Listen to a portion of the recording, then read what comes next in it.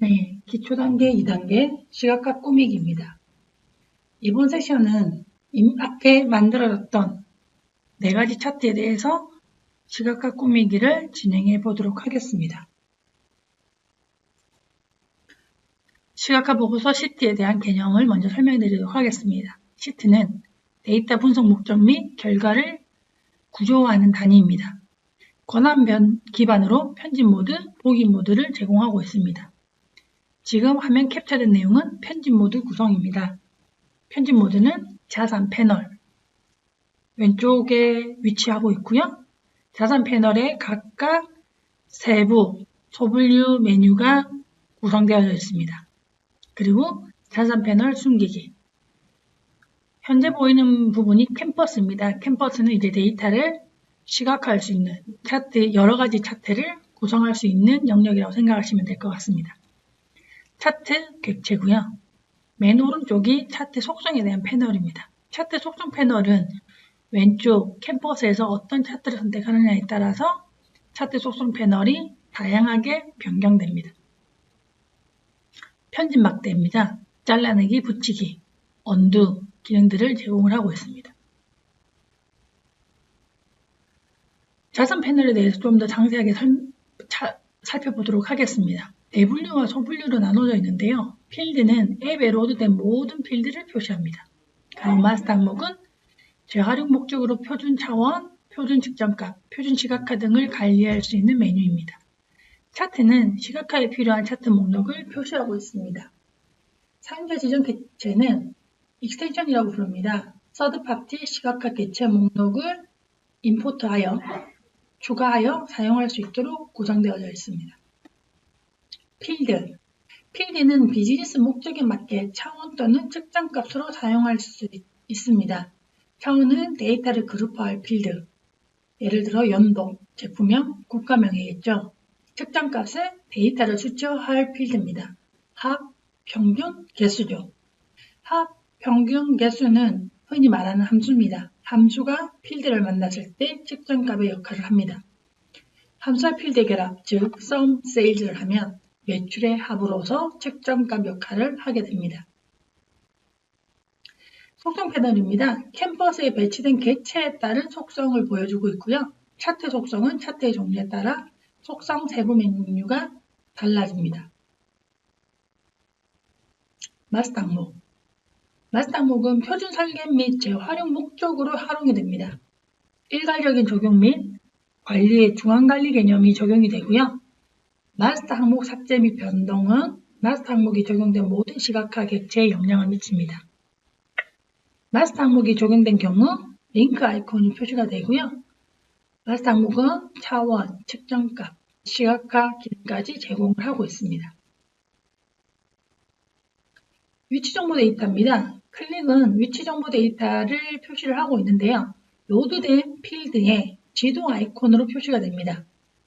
위치의 가용성은 국가마다 다릅니다. 클릭은 WGS84 좌표값을 사용을 하고 있습니다. 앞서 말씀드렸던 개념을 기반으로 실습을 진행하고자 합니다. 먼저 시트 속성 변경하기입니다. 네, 시트 편집 버튼 눌러서 편집 모드로 변경을 합니다. 그리고 내 시트의 속성을 잡고 시트의 이름을 대시보드로 변경을 하고요.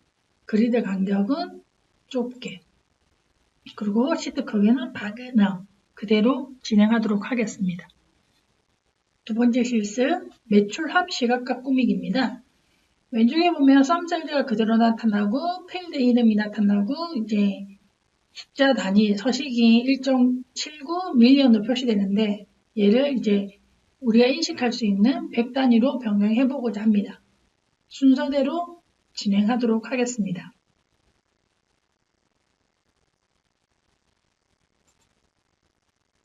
네, 썸 세일을 선택을 하고요. 그럼 오른쪽에 차트 속성이 변경이 되죠. 여기 데이트에서 세일즈, 썸 세일즈는 식으로 들어가 있고요. 레이블을 매출,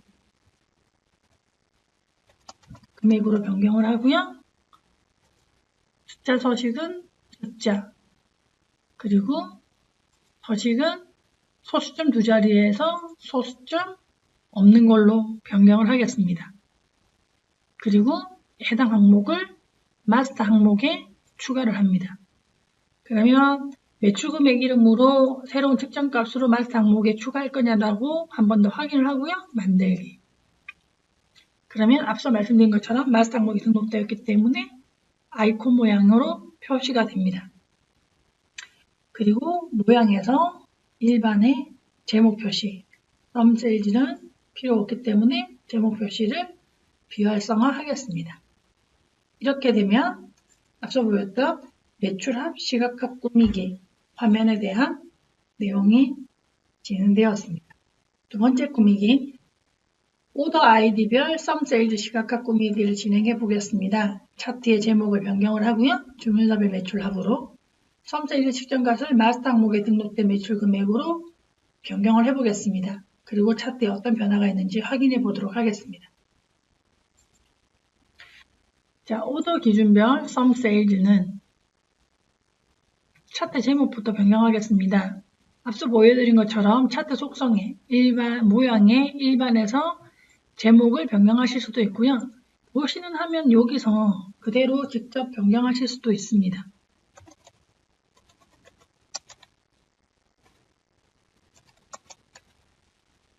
네, 변경을 하였고요. 그 다음에 이제 데이터가 측정값이 썸세일즈의 레이블이 세일즈라고 되어 있죠.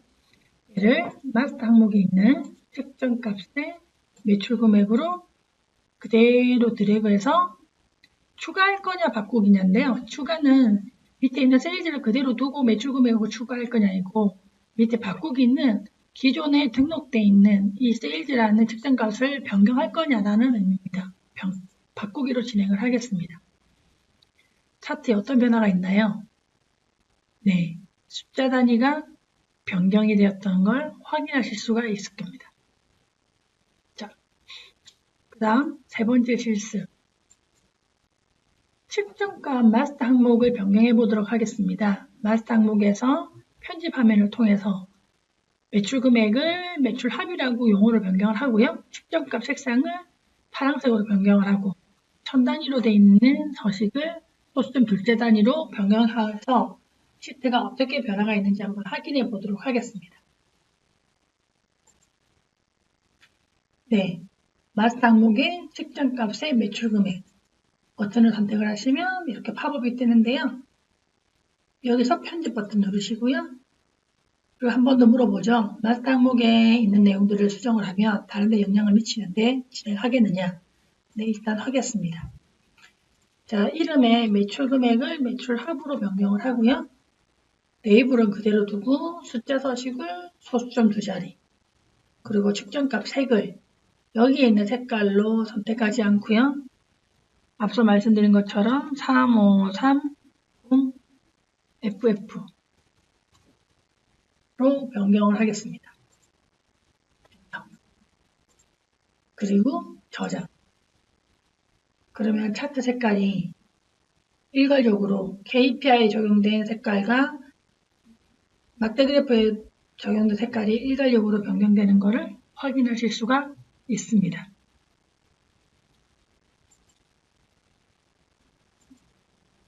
시트 구성에 대해서 개념적인 내용을 설명을 해드리고 진행하도록 하겠습니다. 시트는 앱에 대한 아이디어와 용도를 구조화하는 데 사용됩니다. 시트가 하나의 아이디어 또는 목표를 나타내는 구조로 구성되는 것을 권장드립니다. 앱에는 여러 개의 시트가 포함될 수 있습니다. 그리고 탐색에서 자주 사용되는 선택, 검색 기능들은 앱을 구성하고 있는 모든 시트에 영향을 미칩니다. 즉, 동적으로 구성된다는 의미입니다.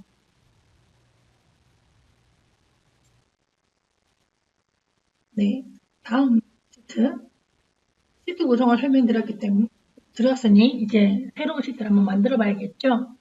상세 픽셀 리포트라는 시트를 한번 추가해 보도록 하겠습니다. 새 시트 만들기 메뉴를 실행을 해서 상세 리포트라는 이름으로 시트를 추가를 하겠습니다. 새 시트 만들기는 요 위에 있는 시트 이름 옆에서 하위 버튼으로 활성화되거나 아니면 확장되었을 때 내 시트에서 새 시트 만들기 버튼이 나타납니다. 상세 픽셀 리포트는 앞서 보여드렸던 시트의 크기가 반응형이냐 사용자 지정이냐에 따른 내용이 어떻게 변경되는지를 확인하는 내용입니다. 픽셀은 화면을 구성하는 기본이 되는 단위이고요. 상세 픽셀을 사용자 범위로 하면 여기 보시는 수치처럼 1280, 1024 해상도에 최적화 맞는 사이즈로 지원이 된다는 내용입니다. 실습을 통해서 보여드리도록 하겠습니다. 네, 여기 상단에 대시보드가 있는데요. 대시보드 버튼을 누르시면 이제 새로운 시트 구성할 수 있는 창이 팝업이 되죠. 여기서 새 시트 만들기 버튼 누르거나 큰 새 시트 만들기 버튼 누르시면 돼요. 자, 새 시트 만들기 버튼 누르시고요. 이름은 상세 리포트.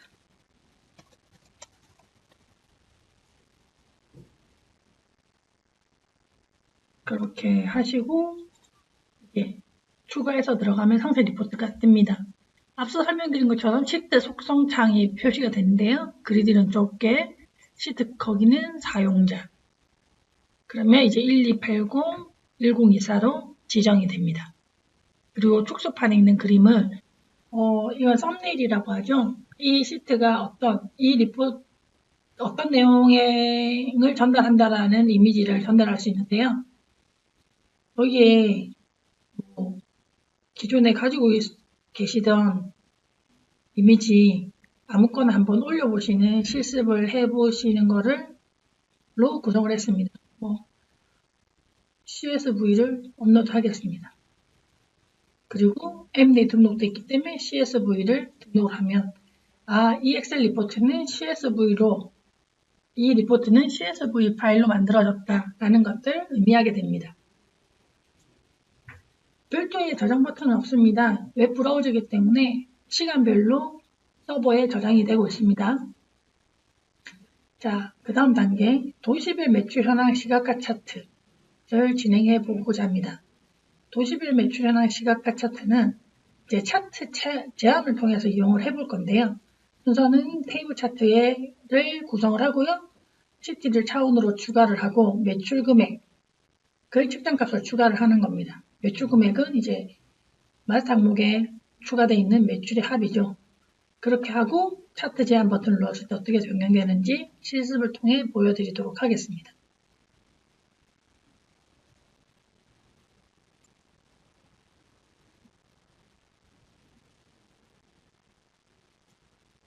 테이블을 놓고요. 시티라는 필드를 추가하는 방법은 두 가지가 있습니다. 필드에서 시티를 그대로 드래그해서 차원으로 추가하는 방법. 자, 그리고 이번에는 마스터 항목에 있는 측정값의 매출의 합을 추가를 하겠습니다.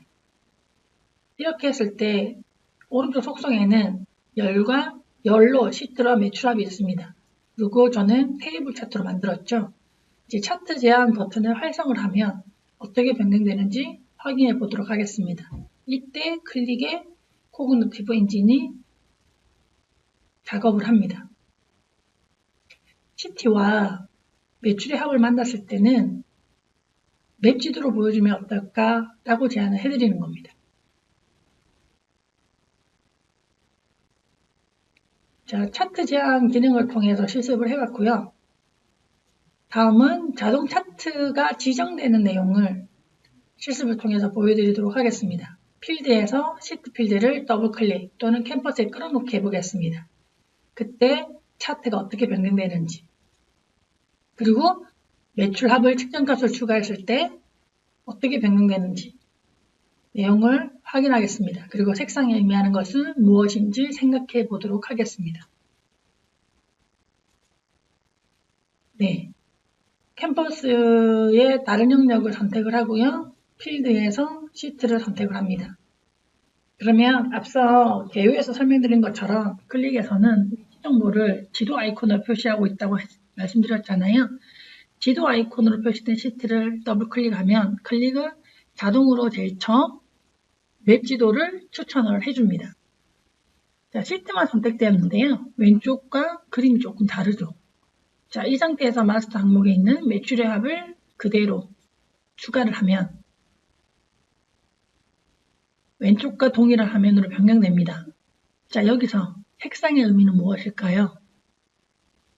데이터 시각화에서 가장 중요한 게 색상의 밀도입니다. 진하면 데이터가 많다는 의미예요. 연하면 거기에는 데이터가 적다는 의미겠죠. 자, 이렇게 차트 제한과 자동 차트 지정하는 걸로 시트별, 도시별 매출 현황을 시각화 한번 해보았습니다. 자, 그 다음은 카테고리 이름별 평균 매출 시각화를 변경하기를 해보려고 합니다. 카테고리 이름별. 앞서서 카테고리 아이디별로 평균 매출을 보였어요. 근데 카테고리 아이디 2번, 6번, 7번이 무엇인지 정확히 알고 기억하고 있는 사람들은 별로 없겠죠. 그래서 카테고리 아이디별 평균 매출을 표시하려고 합니다. 앞서 보여드렸던 그런 내용들을 참고로 봤을 때 필드에서 카테고리 이름을 갖고 오면 되겠죠. 그런데 아무리 찾아도 카테고리 네임이 없습니다. 자, 새로운 데이터가 추가가 돼야 되겠죠. 카테고리 이름을 갖고 있는 기준 데이터. 네. 이 상태에서 카테고리 이름을 가지고 있는 기준 데이터를 추가해 보도록 하겠습니다. 기준 데이터는 카테고리, 인플로이, 오피스 각각의 아이디별 네임을 가지고 있는 기준 데이터입니다.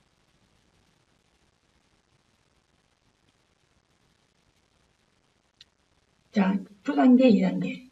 연관 분석 엔진 기반으로 데이터를 추가하는 방법을 설명해 드리도록 하겠습니다. 데이터 연결입니다. 방금 보여드린 것처럼 ERP 데이터에는 카테고리 아이디만 가지고 있습니다. 그리고 기준 데이터에는 카테고리 네임을 가지고 있고요. 서로 다른 엑셀 파일 또는 워크시트에 있는 값을 연결해서 구성해야 됩니다. 이런 경우 여러분들은 어떻게 활용하고 계시나요? 엑셀을 사용하는 경우에 VLOOKUP 사용하실 거예요. 엑셀에서는 워크시트를 VLOOKUP을 통해서 진행을 하고요. 그리고 기준별 계산을 하기 위한 getPivotData 함수를 사용을 하시죠. 데이터베이스에서는 join을 하고요. 그리고 카테고리별 매출 합이니까 그룹 바이를 통해서 진행을 하겠죠.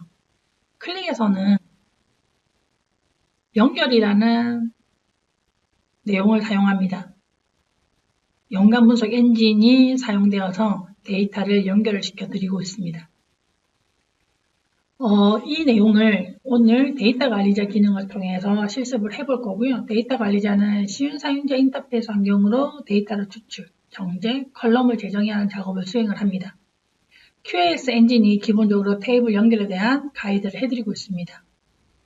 버블은 테이블이에요. 그리고 버블의 크기는 데이터 사이즈이고요. 당연히 버블이 크면 클수록 데이터가 다른 것보다 많다는 의미겠죠.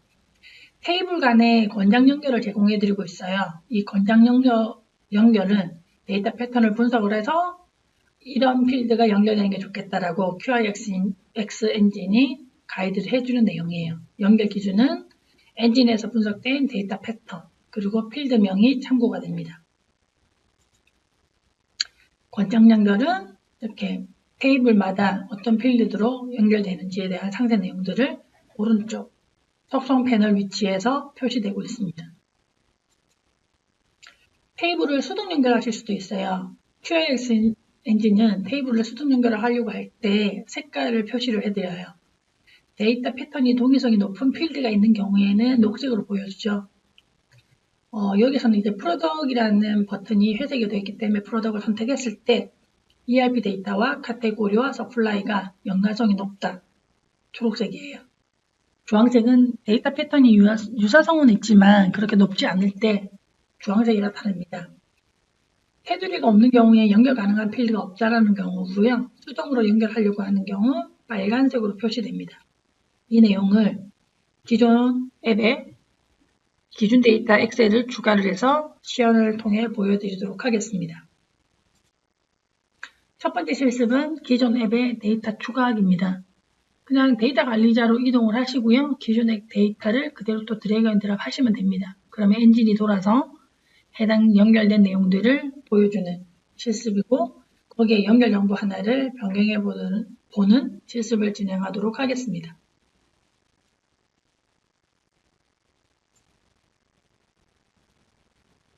네, 데이터 관리자로 이동을 하고요.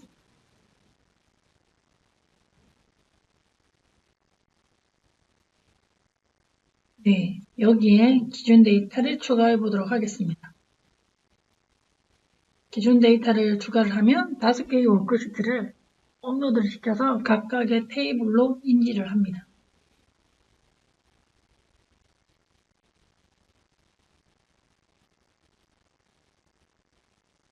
네, 카테고리, 인플로이, 프로덕트, 서플라이, 오피스가 추가되었습니다. 자, 앞서 개요에서 설명드린 것처럼 프로덕트를 꾹 선택을 하면 ERP 데이터, 카테고리, 서플라이가 초록색으로 표시가 되고요. 오피스, 인플로이는 주황색으로 표시가 됩니다. 자, 오피스를 선택을 하면 관계성이 가장 높은 건 인플로이겠죠. 인플로이의 위치니까요. 그 다음에 ERP 데이터, 카테고리, 프로덕트는 주황색으로 표시가 됩니다. 오피스의 위치와 서플라이는 관계가 없다라고 표시를 하네요. 그리고 연결하려고 하면 앞서 개요에서 말씀드린 것처럼 빨간색이 표시가 됩니다. 자, 오른쪽에 있는 미리 보기 속성들 같은 것들을 선택을 하면 이제 프로덕트 아이디를 누르면 ERP 데이터와 프로덕트는 프로덕트 아이디로 연결된다. 인플로이 아이디를 누르면 ERP 데이터 인플로이는 인플로이 아이디로 연결된다. 이런 내용들을 설명해 주고 있습니다. 디스크립션은 ERP 데이터와 카테고리를 디스크립션으로 선택을 하고 있네요. 네, 이런 내용들을 확인하고 모두 적용. 모두 적용 버튼을 누르면 이렇게 적용된 동그라미가 보여요. 이 동그라미를 누르면 ERP 데이터와 서플라이는 서플라이 아이디로 연결됐다는 걸 확인하실 수가 있어요. ERP 데이터와 프로덕트는 프로덕트 아이디. 인플로이는 ERP 데이터와 인플로이 아이디로. 그리고 오피스는 당연히 인플로이랑 연결되기 때문에 뎁스가 2단계로 늘어나는 거죠. 카테고리와 ERP 데이터는 카테고리 아이디도 있고 CAT 아이디가 있는데 이름이 다르기 때문에 이 둘이가 연결이 안 된 것 같아요. 디스크립션이 훨씬 더 패턴상으로는 비슷하다고 클릭은 인지를 했죠. 하지만 저는 이걸 바꾸려고 합니다. 이 디스크립션 버튼을 선택을 하시면요. 디스크립션이 조금 더 높았던 거예요. 카테고리 아이디와 카테고리 아이디도 패턴 동일하다고 표시를 하고 있어요. 그래서 저는 카테고리 아이디와 cat 아이디를 연결을 하고요. 연결 이름은 카테고리 아이디로 변경을 하겠습니다. 그리고 데이터 로드. 그러면 이제 앱에서 사용할 수 있는 데이터 구조로 데이터가 로딩이 됩니다.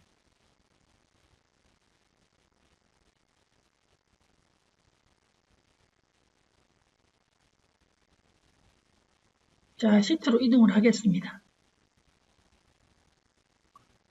그러면 앞서 문의했던 카테고리 아이디를 카테고리 이름으로 변경할 수 있는 조건이 필드에 나타났죠. 카테고리 네임. 자, 카테고리 네임을 그대로 긁어서 바꾸기. 카테고리 아이디를 카테고리 네임으로 바꾸겠다. 자, 그러면 이제 첫 번째 평균 매출이 가장 높은 건 음원주웨어. 두 번째는 맨즈 푸드웨어라는 게 확인이 가능하십니다. 이 내용을 두 번째 실습이에요. 필드에서 카테고리 네임을 선택해서 갖고 와서 변경을 하시고요. 카테고리 아이디 변경했어요. 차트에는 어떤 변화가 있느냐. 아이디가 카테고리 네임으로 변경이 되었죠. 자, 시각화 변경하기 때문에 차트 이름을 카테고리별 평균 매출로 변경을 하고 차원 레이블도 카테고리명으로 변경을 하겠습니다.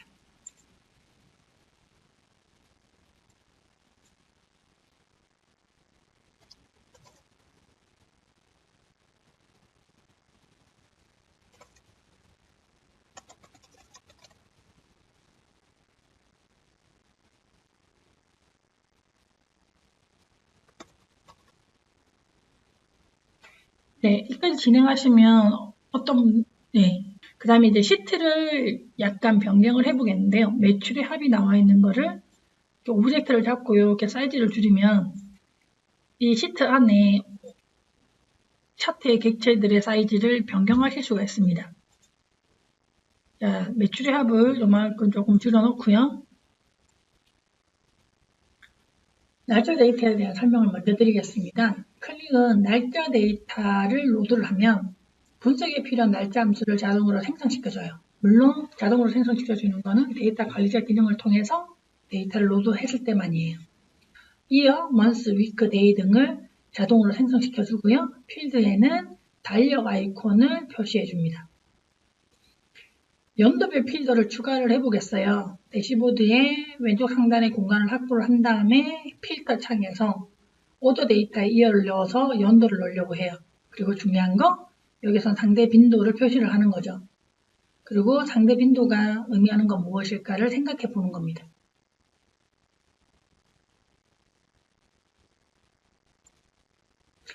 네, 왼쪽에 필터 창을 위치를 시키고요. 아까 보여드린 것처럼 필드에서 오더 데이터의 이어를 그대로 추가를 하고요. 그 다음에 얘 이름은 오더 데이터가 아니고 연도죠. 연도로 변경을 하고요. 빈도를 표시합니다. 빈도 개수를 하느냐, 상대 빈도를 하느냐, 상대 빈도를 표시를 해요. 자, 그리고 편집 완료 버튼. 자, 여기서 빈도의 의미는 뭘까요? 해당 데이터는 2017년부터 2020년까지 로드된 데이터의 전체를 표현하고 있어요. 이 데이터 전체를 구성하고 있는 데 있어서 2020년의 데이터는 5.9%라는 거죠. 그리고 클릭은 선택을 했을 때 선택된 값은 100%로 변경됩니다. 2020년의 매출의 합은 8,700. 주문서별 매출의 합의 변경, 카테고리 변경 매출이 변경이 되죠. 전체 데이터의 37.7%는 2019년의 데이터로 구성이 되어져 있는데 2019년을 선택을 하면 매출의 합, 주문서별, 카테고리별 데이터가 변경되죠. 이런 내용들을 한눈에 한번 확인하시면서 데이터 탐색을 할 수 있도록 빈도 기능도 제공을 해드리고 있습니다. 자, 클릭의 QRX 엔진의 가장 큰 장점은 데이터 탐색이에요. 이 내용에 대한 내용을 화면에서 한번 확인해 보고자 합니다. 클릭은 HTML5이기 때문에 해상도에 따라서 사이즈가 자동으로 변경이 되죠. 네, 일단 첫 번째, 평균 매출 탑3에 해당되는 카테고리 이름은 우먼즈웨어, 맨즈, 칠드런 이미 확인하셨을 거고요. 주문서별 매출화 그래프에서 표시되는 미니 차트는 무엇을 의미하나요? 네, 이거는 스크롤 기능도 제공을 하고 있지만 실질적인 주요 의미는 보이는 것이 다가 아니다. 보이는 것 이외에도 더 많은 데이터가 있다 라고 표현할 때 미니 차트를 표시를 합니다. 미니 차트는 해상도에 따라서 안 나타날 수도 있어요. 이 오브젝트 객체를 줄여봐드리면 여러분들의 인지도가 좋아지겠죠. 미니 차트가 생기죠. 보이는 게 다가 아닌 거죠. 다 보이면 미니 차트는 자동적으로 사라져요. 네, 이게 이제 클릭의 미니 차트의 역할이고요. 2019년 매출의 합은 아까 보여드렸죠. 19년 편집 완료 페이지에서 2019년을 선택을 하시면 매출의 합이 표시가 돼요. 그리고 2020년 선택하시면 2020년의 매출의 합. 자, 2020년과 우먼웨어즈의 매출의 합은 근데 여기가 당연히 우먼웨어즈인데 여기는 평균이잖아요. 자, 그럴 때 어떻게 또 선택하시느냐. 원래대로 조금 돌리겠습니다.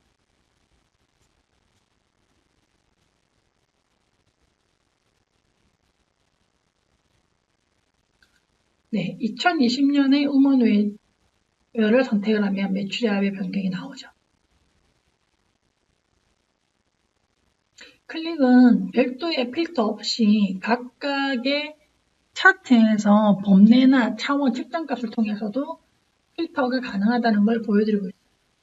2020년 우먼웨어즈의 매출의 합이 5천 이상인 주문 날짜는 앞서도 보여드린 거하고 똑같죠. 5천 이상인 날짜를 드래그해서 선택을 하시면 위에 주문 날짜가 나오죠.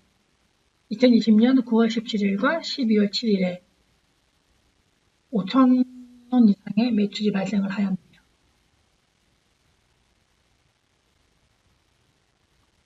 이렇게 보여드린 기능이 선택입니다. 선택 항목은 시트 위에 선택바에 표시가 되고요. 선택할 앱을 구성하고 있는 전체 시트에 반영이 돼요. 그리고 각각 선택바에 따로운 전제로 제공하는 필드 요건들은 AND 조건으로 계산이 되고요. 하나의 필드 안에 밑으로 선택되는 것은 우화 조건으로 구성된다는 것을 방금 시연을 통해서 확인하셨습니다. 이런 기능들을 제공해드린 내용들이 QIX 엔진인데요. QIX 엔진을 검색을 하면 회색의 힘이라는 키워드와 연결이 됩니다. 클릭은 선택된 건 녹색, 그리고 선택된 녹색의 조건에 해당되는 것은 흰색으로 보여져요. 연한 회색이 있어요. 선택되지 않았지만 선택할 수 있어 라는 내용이고요. 진한 회색은 선택해도 값이 없어야 해요. 그러면 여기에 보이는 커스텀에는 2012년에 알레스라든지 오토킬 리더는 매출이 없었다는 의미예요. 그리고 이 커스텀은 흰색에 있는 사용자들한테 2010년, 2011년에도 매출이 있었는데 보고 싶으면 봐. 하지만 이 흰색에 있는 고객들은 2009년과 2014년에는 매출이 없었다라는 것을 클릭은 녹색, 흰색, 회색, 진한 회색으로 표현을 하고 있습니다. 연관분석 엔진에 대해서 조금 더 정리해드리고 가겠습니다. 연관분석 엔진은 테이블을 연결해서 데이터의 관계성을 표시를 하고요. 탐색 범위에 제한이 없습니다. 탐색 범위에 제한이 없고요. 숨어있는 데이터 속성을 파악하는 방금 말씀드린 회색의 힘이에요. 그리고 전체 데이터에 대한 검색, 필터 기능을 제공을 해드리고 있습니다. 테이블 결합 필요 없습니다. 물론 목적에 따라 하실 수도 있지만 굳이 반드시 해야 된다는 의미는 아니죠. 그리고 필터링을 위한 데이터 세트를 생성할 필요가 없어요. 그룹 바이로, 웨어저를 통한 그룹 바이로 데이터 마트를 여러 개 만들어 놓을 필요가 없다는 의미입니다. 회색의 힘, 숨어있는 데이터를 파악할 때 가장 크게 많이 활용되는 내용이죠. 그리고 데이터 연관성을 파악할 수 있고요. 두 번째, 세 번째 질문으로 자유롭게 찾아갈 수 있는 길을 연결해 드리는 게 회색의 힘입니다. 이런 모든 기능들을 제공하는 게 이제 탐색, 검색이라는 기능이고요. 네, 앞서 설명드린 기준으로 두 가지 조건을 탐색해 보도록 하겠습니다. 2020년 우먼주의 매출을 발생시킨 나라는 네, 2020년 우먼주의를 발생시킨 나라는 이 차트에 보실 수가 없죠. 그 다음 상세 리포트로 갑니다. 그러면 지도 데이터가 표시되는데 앞서 말씀드린 것처럼 색깔의 밀도가 진하면 매출이 높다죠. 밴쿠버. 네, 밴쿠버가 훨씬 더 높죠. 매출을 발생시킨 나라는 밴쿠버입니다. 자, 우먼에어지 매출을 발생시키지 못한 나라 중에서 가장 많이 팔린 카테고리는 지도에서 확인할 수가 없겠죠. 이런 경우에 오른쪽에 선택 버튼 눌러요. 그리고 시티가 있죠. 시티에서 안 팔린 게 이제 이 진한 색깔이에요.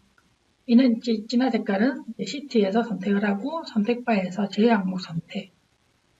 그러면 이제 우먼즈 웨어가 회색으로 바뀌죠. 이 카테고리가 이 중에서 탑3는 뭐냐?